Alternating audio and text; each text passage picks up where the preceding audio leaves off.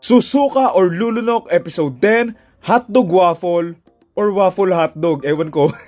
Oo, maniwala man kayo o sa hindi pa ako nakakakain ng waffle hotdog. I mean, kumakain naman ako ng pancake and paborito ko naman yung hotdog, pero parang kadiri lang kasi sila pagsamahin eh. Smell test muna.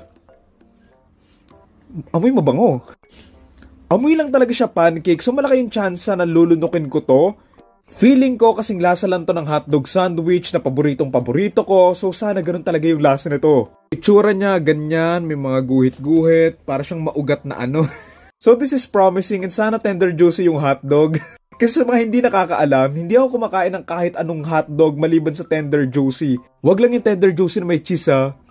Okay game, wala nang paligoy-ligoy pa. Susuka or Lulunok Episode 10, Hotdog Waffle or Waffle Hotdog, game! Tikman muna natin yung tinapay.